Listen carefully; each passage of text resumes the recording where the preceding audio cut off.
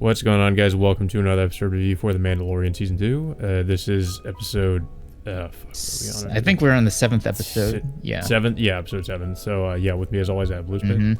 So, this pretty much like the episode just kicks off with, with everyone else getting Mayfeld out of the, the scrapyard, just immediately. Yeah, before this episode started, I actually thought that most of the episode would be somewhat like what we saw with the first season, where it was like them trying to break Mayfield out of prison.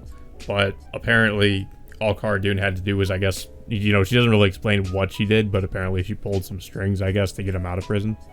Yeah, and pretty much like they just go off on another mission to get Mayfeld to hack into an Imperial terminal to find Moff Gideon's ship. So they go to this planet called Morak, where there's a secret Imperial mining facility where they're mining this material called rhydonium, which is, I guess, it's like an explosive fuel sort of thing. Yeah. So they try to come up with a plan, of course, to try to infiltrate the mining facility. However, of course, they do end up butting. Well, particularly Mayfeld, they end up butting heads with Mayfeld because he's a former Imperial, and Cara Dune is because obviously she used to be a rebel shock trooper and Mayfeld used to be an Imperial, so it's obvious that they would butt heads most of the time. So they try to come up with a plan of who's going with Mayfeld to infiltrate the facility. Unfortunately, Cara Dune can't go because she's a rebel shock trooper. Fennec is wanted by the Imperial ISB, and Boba Fett, can't go because, for obvious reasons, they might recognize his face. And I was gonna ask too, did Boba Fett fix his armor or something? Like, his armor looks he repainted the entire armor, which took me by surprise when he did that. That is one I guess minor complaint that I've heard that I can kind of agree with, is the armor looks kind of it does look a little bit like cheap cosplay, sort of. It doesn't look all that professional, but it wasn't too distracting, I guess. I mean, Boba Fett isn't in most of the episode anyway. Yeah. So, but I kind of missed his old his old worn out type of look, because that's. I'm wondering when he's gonna get his pants back. He doesn't have his pants. He's got that weird I don't know what you call it. He half looks like a robe, sort of. He's wearing the same outfit that he wore in the last episode, with pretty much he's just wearing his armor over it. Yeah, so he kind of looks like he used to, but not really. Especially because his armor is no longer, battle damaged or anything. Mm-hmm. Yeah. I mean, you can still see that little dent that's on top of his helmet. So that's. I didn't even notice that. Well, yeah, I mean that's the notable part of his helmet. There's that little dent on the upper left corner of the helmet. But yeah, anyway, so Mando decides to that he's gonna go along with Mayfeld, but Mayfeld points out that that he can't even if he goes into the facility, he can't explain why he's bringing on a Mandalorian with him. So the Mando just pretty much takes the step of taking off his armor and then replacing it with an Imperial stormtrooper's armor. Yeah, and that's something that I was a little bit surprised that Mando was even willing to do, considering how much the armor means to him. But it makes sense, considering as we learn throughout this episode, how important Grogu is to Din Djarin. Yeah. So they managed to hijack a transport filled with rhydonium, and then of course on the way they hear that several other transports ahead of them are getting hijacked and destroyed by a bunch of pirates all over. So the pirates eventually end up catching up to them, and they try to destroy the rhydonium in there. Well, before this scene happens too, I guess we should briefly go over there is a dialogue scene between that one, Mando and Mayfield, where basically I think the gist of the conversation is Mayfield is sometimes you have to like break your own rules in order to get things done, I guess is what he was trying to say. Yeah. And it makes sense because that is what we see Mando sort of doing throughout this episode. Like, first he takes off his armor to disguise himself. Yeah. And then, later on we're actually going to see him remove his helmet again. Yeah. Which is something he would, he really almost never does. Yeah. He never wants to remove his helmet. I think the conversation between Mayfeld and Mando goes is Mayfeld points out that no matter if it's like, if you're working for the Empire or the New Republic, you have to follow a set of rules that are given to you. But eventually, like, when things go to shit, then you eventually have to break those rules in order to get by. So, I mean, it makes sense as, to what Mayfeld is implying there, and including the, the fact that, of his own personal history that we'll get to a little bit later. But like I said, in the, like shortly after that conversation, the pirates eventually catch up to them, and then it gets into a pretty, cool chase sequence between the pirates and of course Mando like literally trying to fight them off. However, the only difference is that now that Mando doesn't have his Beskar armor, he's a little bit more vulnerable than he used to be. Yeah, that made it a more interesting fight scene because he didn't have the Beskar and he only like had a blaster to use against the pirates. So like a lot of the fight scene was him fighting, trying to take their own weapons and using it against them. Yeah, and of course, like one of the pirates, breaks one of Mando's shoulder pads that he was wearing because like I said, he doesn't have Beskar, so he's a lot more vulnerable than he used to be. And like twice they tried to use thermal detonators on the Rhydonium. Yeah. Of course, the first time, they tried to do this twice, and then the second time, like, me and my friend were both pointing out how, like, that thermal detonator would have exploded. It took too long for that thermal detonator to blow up. But, of course, conveniently, Mando was able to, like, just kind of toss it back at them before it could blow up the Rhydonium. Yeah. And then they do manage to make it to the facility. And shortly after that, like, a bunch of TIE fighters and a group of stormtroopers, managed to save them from the pirates, which is not something you would really see from, in Star Wars. Like, it's like stormtroopers coming to save the day, and then like as soon as they reach the facility, they're greeted to a celebration with all these stormtroopers coming in to congratulate all of them for bringing back the transport unscathed, well, nearly unscathed. So, so they do make it to the facility and they do manage to find a terminal. However, like Mayfeld is as soon as Mayfeld is about to go into the room, he notices someone that he recognizes who supposedly might be one of his old commanding officers at the time. So this freaks Mayfeld out, and then he suddenly has second thoughts of of whether he wants to go through it or not. So Mando suggests that he's going to do it himself, but Mayfeld tells him that in order to get the terminal working, he has to get its face scanned.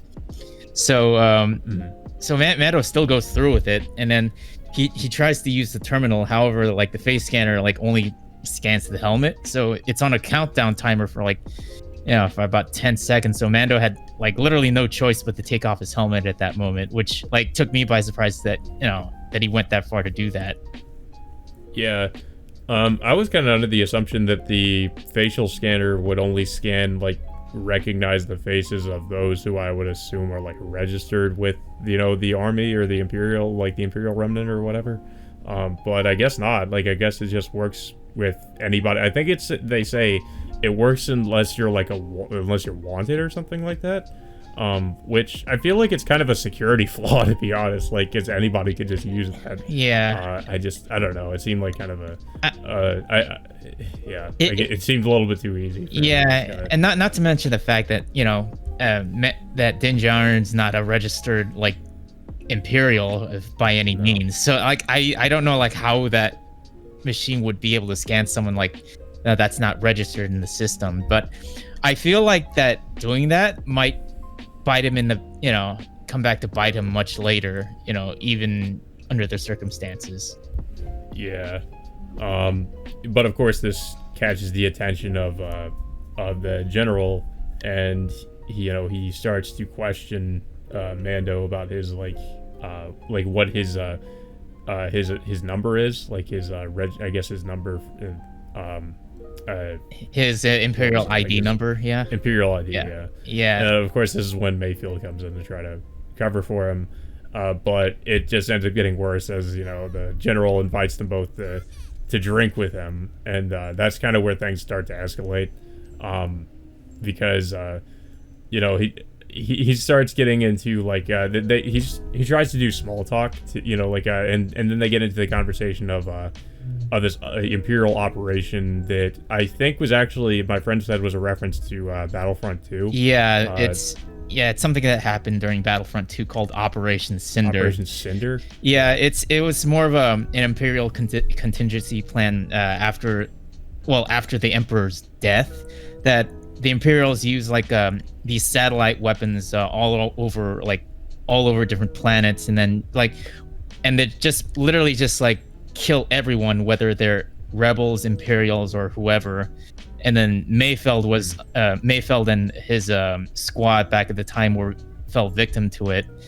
And yeah, I mean, you can tell in this episode how like I guess you'd say haunted Mayfield is by what he had to do during that operation, and like, you know, how much I guess he regrets like what he did when he was part of the Imperial Army. Yeah. He felt like, you know, that, you know, him and everyone else that were loyal to the Empire at the time were thrown under the bus for for no reason at all. But, you know, pretty much the higher ups at the Imperials, like, you know, well, particularly this this Imperial officer, like, you know, that's talking about Operation Cinder, like, just blatantly try to justify their actions of why they had to do it in the first place in order to maintain, I guess, order in the galaxy. Mm-hmm. And clearly, like, Mayfield is really starting to lose his cool throughout this conversation, because like he's like even Mando's looking at him like, what are you doing? Like he just starts to kind of, you know, go in on how much he seems to really resent what he did during that operation, and like what the Imperials did. And basically, like, when the general's about to give like a toast, that's when he just decides, I'm going to shoot him. And that's when, of course, everything just goes to shit, and everybody around them just, you know, it basically raises the alarm, because he just kills everybody in the room. Yeah. And they have to escape. Yeah, I have to wonder, like, if he actually, like, would have just kept his cool, like, would things have gone down, like, you know, been as messy as they were. Like, I mean, I don't know if the general actually suspected them or not. It almost seemed like he might not have suspected them of being, like, intruders or whatever. Yeah. But yeah, I get basically just because Mayfield, like, lost it. Basically, they had to kind of do things the hard way. But, you know, of course, if that hadn't have happened, it wouldn't have been as entertaining, of course. So, yeah, they basically try to escape through, like, a window and shimmy along a ledge. And and while this is happening, like, the stormtroopers are shooting at them. And one of them was even, like, laying down to shoot to shoot at them through a window. Of course, he gets shot. I mean, it was kind of a smart move, like, on their part, but, you know, to no avail. Like, I think it was either Mando or Mayfeld that, you know, caught them and then shot them through the window. Well, while they're trying to escape, Fennec and Kara are, you know, giving them cover by sniping the stormtroopers chasing them. And then as soon as they reach the roof, like, Boba managed to get the Slave One over to the roof to pick them up, and then they're soon afterwards they're chased by like 2 TIE fighters. And then, like, you know, pretty much the coolest part of the episode is Boba Fett using the seismic charge against the 2 fighters chasing them. Yeah, that was great, because if you've seen Attack of the Clones, that's when Jango Fett uses that. I think when Obi-Wan is chasing him. Yeah, but, you know, this is like. Yeah, but it's like, it's so cool that, you know, like, they bring that weapon back and then, you know, use the same sound effect that they used, like, whenever it explodes. Yeah, that was great. Mm-hmm. So yeah, with the, you know, with that out of the way, like, they're about to take off, and then Mayfeld, like, you know, once the mission's over, Mayfeld, like, once again, like, volunteers. Well, not once again. He volunteers himself to be brought back to prison, but Kara and Mando decide that, to cover up for Mayfeld by deciding that he supposedly died in that explosion. Oh yeah, I forgot to mention, like, yeah, Mayfeld like destroys the Rhydonium by sniping one of the one of the transports that is carrying it, pretty much like destroying the entire facility alongside with it. Yeah. And so yeah, Mayfeld is pretty much set free after Kara and Mando decide to make a cover-up story that Mayfeld died in that explosion. So I guess. Yeah, for a second I actually thought that Kara was gonna like ask him to join the New Republic or something, or like become like, I don't know, like join the army or join the New Republic army. Or something. I was a little bit surprised when. I mean, to be fair, it does make sense that she would, because I mean, obviously, I don't think that even though he probably, like he did display, competence in his abilities, I just don't think they would have let him on, considering he was already, technically he's a criminal. So yeah, I don't know. I mean, the New Republic is kind of like, they are starting to just like rebuild, so I think they'd probably be a little bit more lenient, but even then, like, I don't know if that would be he'd be able to do that. Yeah. So I guess it does make more sense that they would just let him. I mean, under different circumstances, if the New Republic was still the rebellion, then yeah, maybe they would have gotten Mayfeld in, but because, like I said, the New Republic is now a government, there's no way they'll bring Mayfeld in as someone that they might tag along. I do expect him to make an appearance again, though, in one of the other spin-off shows or later on in Mandalorian. Yeah. Because, Yeah, I mean, well, as we all know, like, Disney just recently announced like all of their new stuff that's coming out. Yeah, there's two shows that's gonna take place in the same time frame as the Mandalorian. One of them being the Rangers of the New Republic and the Ahsoka Tano series, which I'm definitely interested in taking a look at. And well, one quick thing I do want to point out about the Ahsoka series is somebody pointed this out too, and I didn't even recognize this, but apparently the title has the map or the thing that it looks like the world between worlds, I think it was. Yeah. So I'm definitely thinking that's going to be an aspect of the series. So she's probably going to, I guess, go to parallel dimensions or something. I'm not exactly sure how the world between worlds works, but supposedly it's just it's basically like a multiverse that you can go to another dimension and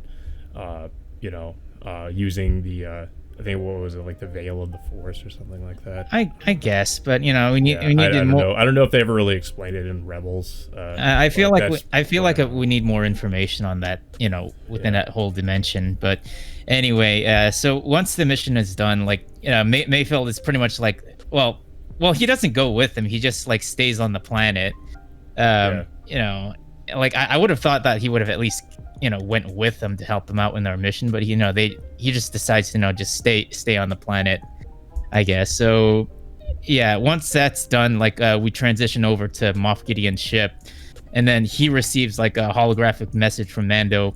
Pretty much like Mando like recites the exact same lines that Gideon said back in season 1, saying, I thought that was pretty cool. Yeah, that you have something I want, and that and that the child means more to me than you'll ever know. So it's neat that Mando like turned Gideon's words against him. So that's pretty much where the episode ends.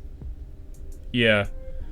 So I guess that I was kind of like, I will say I was like disappointed in some aspects with this episode, because I had expectations of like, oh man, we're gonna see like they're actually gonna use like the Dark Troopers or something, or we're gonna see like some other Easter eggs, but not so much. It was more of a straightforward episode, which is fine. So I guess maybe in the next episode, obviously I think in the finale, is where we're probably gonna see actually the Dark Troopers in action, because I was like, as soon as they showed them in episode 4, or at the end of episode 4, I think, I was like really interested as to, or was it? I think it was 5. Yeah. 5. But I was really interested to see like what they were going to, like how they were going to use the Dark Troopers, and the only thing they've done so far is kidnap Grogu, and but I actually wanted to see them fight, so maybe we'll see that in I definitely hope we'll see that in the last episode for sure. I mean, and I also hope the last episode is going to be significantly longer too. Yeah. Because this one, it was a little bit long. Well, it was like 30 plus minutes. So it was 30 plus minutes, just like the last episode. It's weird that they have some episodes that are shorter, and some episodes that are much longer. Like, Yeah. well, most of the longer episodes are there more like, I guess, one of their bigger episodes, like in terms of like either it's the premiere or the finale of some sorts. But yeah, most of the other episodes like have ranged from either 40 or 30 minutes for whatever reason. Yeah. Oh, so I guess I should ask, what are your expectations for the finale? Because obviously, like, I expect, Din Djarin and Gideon. I definitely think they're going to fight in some aspect, be it using blasters or maybe saber fighting. I don't fucking know. I expect like a saber fight between Gideon and Mando, because Mando has the Beskar spear that he has in his possession, and then of course Gideon has the dark saber. True. That I definitely think he's going to use that, because I can't believe they would have him just take that and not actually have him use it.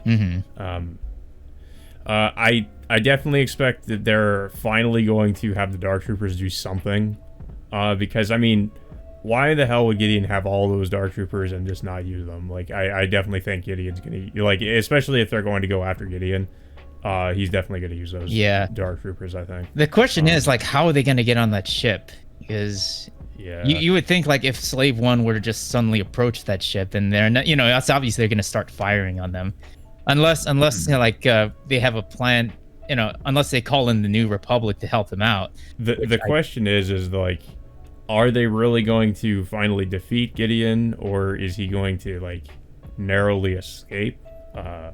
And like, that's what I'm and then maybe there'll be some like revelations about Grogu, because like I mentioned in one other episode review, and somebody else mentioned this too, it seems like Gideon and Grogu have some kind of a past. So I expect them to maybe go a little bit into that.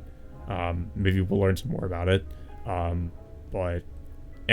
last thing I'll say is, I think at the end of the finale, I think we'll probably get some kind of a tease at Thrawn potentially. But that's just me being, I guess, optimistic. Yeah. Maybe not. I have a feeling that like in terms of like for what's gonna happen for the third season, I really feel like that they're gonna head into on the War of Mandalore, because that's what they're kind of hinting at back in episode 3 with Bo-Katan wanting to take back Mandalore from the Empire.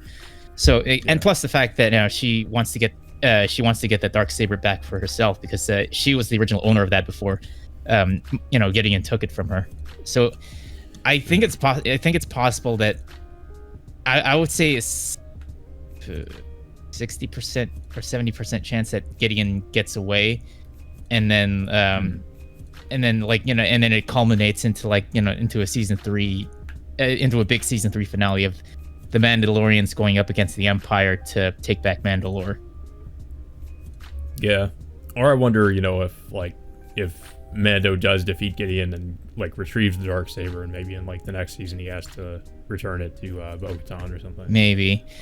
And plus the fact that a lot of stuff in this episode, in particular for Din, is that now that he's taken off his helmet for, I mean, like he's met Bo-Katan taking off her helmet freely, and technically he's not like a Mandalorian by birth. Like, he was indoctrinated into the creed. So like it's possible that he'll end up changing his ways. But he'll still remain a Mandalorian by heart. Yeah, I think that's going to be like how his character development's going to go. Is like because of course in the beginning of the show we see him being this very he's very strict on like what he's the rules he has for himself. But I think of course as the series goes on, he's going to just bend a lot more of those rules, and if when he realizes he has to. So I think it's going to culminate into that. But I hope that I hope the season finale is a lot crazier than the first season finale. Like, I thought the finale of the first season was good, so like I hope this one is just that much better. And I especially hope we get some more like I said, with maybe not necessarily Admiral Thrawn, but some tease as to what might be to come with either the Mandalorian or one of the other spin-offs they've announced potentially. That's what I kind of hope we see, just to give us something to be excited for. Yeah, because we already have Thrawn. We're kind of excited to see. I'm pretty sure, like, of course, I'm almost certain we're gonna see Thrawn and the Ahsoka spin-off show, because everybody thinks what she's going to be doing in that is looking for Ezra, so I think it's pretty much a given we're going to see Thrawn. But as for the Mandalorian, I don't know, because like my theory has been that everything is probably going to end up going back to Thrawn in some way, so maybe he would still be involved in some capacity, but that's just a theory. So I mean, I guess we'll just have to wait and see what happens. Yeah, like I said, I thought this episode was pretty decent in my opinion. I'm kind of glad it didn't go, the whole like prison break thing that I thought it was going to be. It just went by like just trying to locate Moff Gideon's ship, and then having some amount of character development along the way. Yeah. Well, I don't really have much else to say about it. It was a good episode. I think I will say it probably wasn't my favorite this season, but it was still pretty decent for what it was. Yeah. I mean, I still feel like the second episode of this season was like my least favorite in my opinion. I say. Yeah, but I think this is like it's good for what it is in my opinion. It's like, and it's a decent way for them to build up to what's gonna happen for the finale in next week's episode. Yeah. But I guess unless you have anything else to say about it. Hopefully, like the finale for next week will definitely pay off, and hopefully we'll get some hints as to what's going to happen for the next season, or maybe some of the other shows that are going to bring in for Disney Plus. Yeah, that's definitely what I'm hoping. Just hope we get some kind of a tease as to what they're going to do. But yeah. So that all being said, I guess until next Friday, we will see you all next time.